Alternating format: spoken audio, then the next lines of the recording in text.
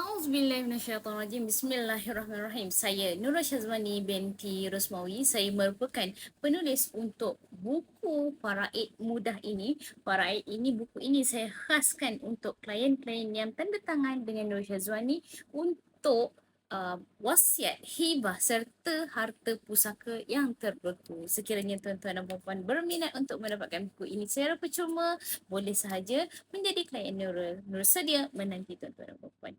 Okey, kita tengok untuk kes yang pertama, untuk Ramadan yang pertama pada tahun 1447 Hijrah ini.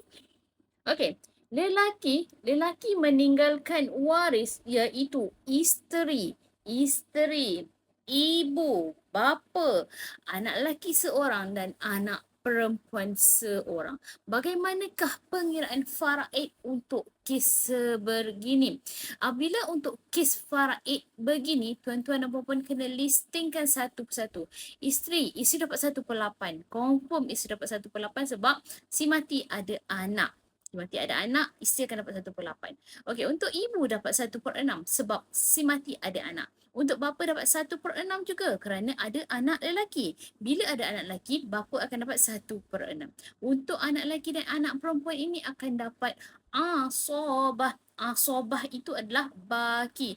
Asobah bil ghairi. Apabila anak lelaki dan anak perempuan ada sama-sama, anak lelaki dan anak perempuan ada sama-sama, maka anak lelaki akan dapat asobah bil ghairi. Begitu juga dengan anak perempuan. Anak perempuan dapat 1 bahagian, anak lelaki dapat 2 bahagian. Okey, macam manakah pengiraan dia? Pengiraan dia kita kena samakan penyebut di dahulu. Okey, ini saya skip saja sebab saya dah terangkan di dalam video sebelum ini. Kita tengok yang hujung sekali. Untuk isteri dapat 9/72. Untuk ibu dapat 12/72. Untuk bapa dapat 12/72. Dan anak perempuan dapat 13/72. Dan anak lelaki 26/72. Apabila kita tengok di sini, bahagian yang paling sikit adalah isteri.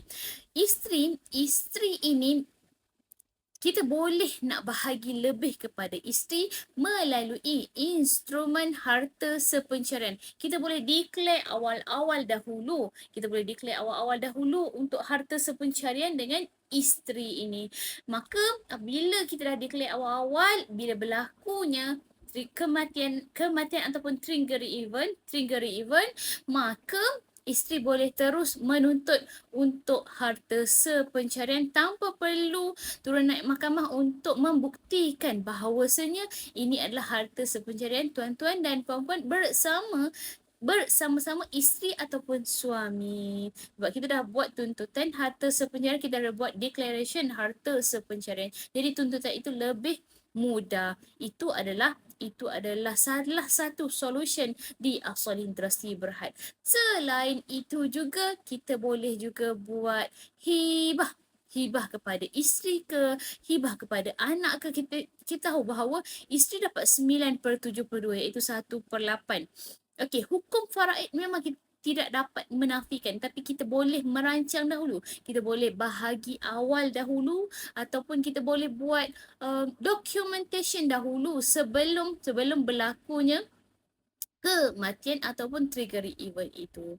Sama ada kita nak bagi kepada anak perempuan. Oh, saya tengok anak perempuan ni susah, Syazwani. Saya tengok dia kehidupan dia do'if ni.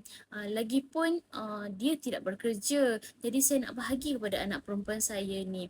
Boleh ke saya buat perancangan pusaka untuk anak saya ini supaya anak perempuan saya ini saya boleh merancang untuk dia. Saya tidak menafikan untuk bahagian faraid. Saya tahu bahagian faraid untuk anak perempuan adalah 13/72. Kita tidak dapat menafikannya. Saya faham perkara itu, Syazwani, tapi saya nak merancang. Boleh tuan-tuan dan puan-puan, kita boleh merancang untuk kemaslahatan anak-anak kita, untuk isteri kita, untuk ibu kita, untuk bapa kita dan untuk diri kita sendiri. Jangan lupa untuk diri kita sendiri yang paling penting. Sebab kita merancang untuk diri kita dahulu. Kita kena ada bekalan kita untuk dibawa ke akhirat sana. Saya menasihati kepada tuan-tuan dan puan-puan, saya juga menasihati kepada diri saya sendiri. Saya juga sedang memperbaiki diri saya sendiri. Saya tidak berkata untuk ditujukan kepada tuan-tuan dan puan-puan, tapi saya lebih berkata untuk ditujukan kepada diri saya sendiri. Kita mencari harta kita, membuat hutang, tapi kita selesaikanlah harta kita, kita selesaikanlah hutang kita sebelum kita nak bagi orang lain untuk selesaikan hutang kita, nak selesaikan harta kita. Tak semestinya bila kita meninggal dunia, hutang itu akan dilansaikan. Tak semestinya hutang yang kita tinggalkan itu akan dilunaskan. Jadi kita yang bertanggungjawab, kita yang membuat hutang, kita yang selesaikan.